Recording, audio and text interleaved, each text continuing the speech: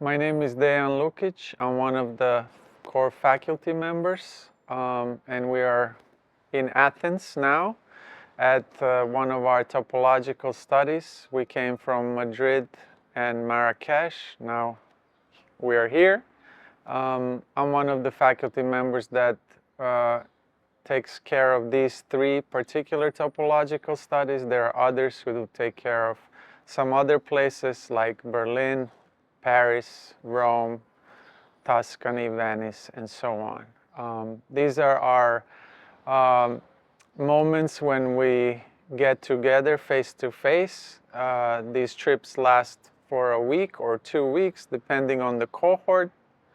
And they are different in a sense because the rest of the year, spring and fall semesters, we are online. So these are very important moments when the whole group, at least one cohort, sometimes two cohorts, come together with a number of faculty, and we go sightseeing, visiting studios, meeting artists, curators, just getting into spaces where we normally wouldn't be able to enter. We are studying art that's coming from this particular geography. And we are connecting this geography to our philosophical studies, to the readings that we read. So we call them topological simply because we are moving through these places and we are trying to see the importance of the place in how it defines thinking, how it affects thinking. And then the other element that I find extremely important is to figure out the affinities between these geographies. Sometimes these affinities are very visible and clear. Sometimes they're more secret. This is what we're, trying to figure out like detectives would.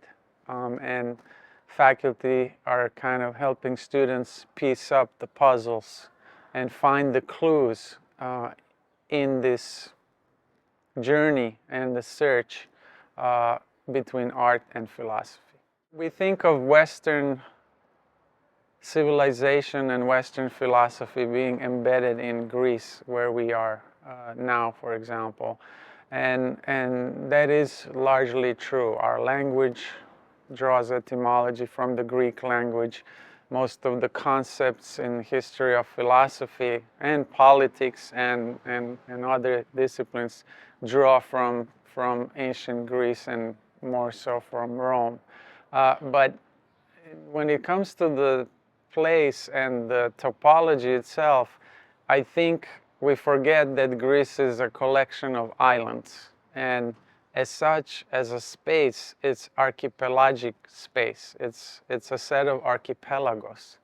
And in that regard, it has affinities with other archipelagos of the world. Perhaps, so we overemphasize its belonging to Europe. It actually also belongs, topologically speaking, conceptually speaking, to other archipelagos of the world.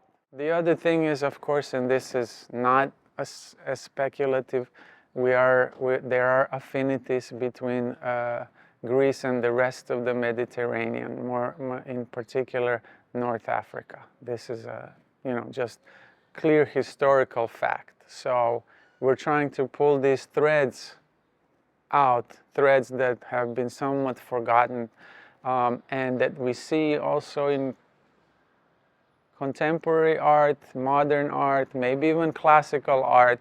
Artists have already sensed that, built that into their artwork. So when we look at artworks, we try to extract these sensibilities that are in the objects or images and try to figure out what they are. It's all happening in this shape, along the shape of the Mediterranean. And these movements have been going on for thousands of years. The artwork, though, of course, is liberatory in that sense. It has the highest degree of freedom because the artist can re-envision this kind of movement outside of the borders of regular political borders of the state. He or she can imagine a different type of reality. And this is why we love art, because it gives us an idea, a conception of how things could be different, even if they're slightly, a little bit different, still, better, more interesting, more ethical, and so on. So when it comes to students' studies and freedom, there are constraints in the structure, in the way the program is structured, and in the way the courses are run, in the amount of readings that have to be done, in the amount of research that the student has to do, readings, writings, discussions, and so on, in order to even get an idea, or in order to be able to pose worthy or interesting question for themselves. And then once they pose a question, then they have absolute freedom to pursue that question.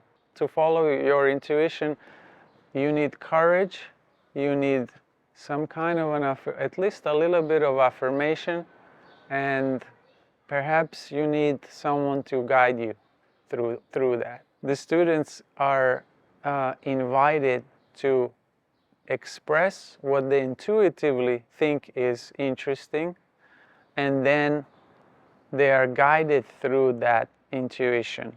Where the rigor comes in is that they have to be very precise in ways in which they are doing research in order to clarify and augment this idea that they intuitively felt. That requires a lot of work and discipline. So it's a combination of absolute freedom and high degree of discipline. The progression is kind of structurally the same as any top PhD program in the world or in the US, meaning that there are 3 years. First 3 years is core seminars, coursework, residencies, some independent studies where students work one-on-one with a designated faculty member on the topic of their choice. So this is the first 3 years that students go through, especially first and second year. They're building that foundation through core seminars. In the third year, they start to think and develop and write what is called introduction proposal, or a draft of the introduction for their future dissertation. That's a year-long course. They are collecting bibliographies for their dissertation. So things become serious at that point, because they have to define what their dissertation manuscript will be about in great detail. But the real large hurdle is at the end of the third year, when they have to do oral and written exams. Written exam is this introduction to their dissertation manuscript, and in addition to that, they have to do oral exams in front of the 2-member committee where they defend their introduction document, which is almost 30 pages, and have a discussion of the course, all the readings in the course of study in these 3 years. So they're not asked questions from each book that they have read or touched upon, but the committee chooses, randomly concepts from different books, and tests in a way, or has a conversation with the student. And once they completed that successfully, written and oral exam, then they're allowed to start writing their PhD manuscript, dissertation. That happens in the 4th and 5th year, and at that point they're just writing their dissertation with their designated PhD advisor. So first 3 years are kind of communal. They're very integrated with their cohort. They take all the seminars with their cohort. They go to all the residencies with their cohort, which is usually around 15 people. Sometimes a few cohorts overlap. And then in the 4th and 5th year, it's basically there, just working, writing and researching with a dissertation advisor. You know, when it comes to the residencies, topological studies, professor is there as a guide. Professor is not really part of the cohort. So cohort has its own dynamic. And I, as a professor, observe it from outside and, you know, admire and marvel at it, how well the students get to know each other.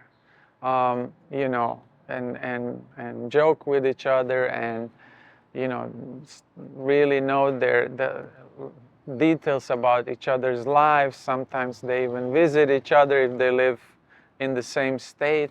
Most often they're not. They're all over the United States or the world.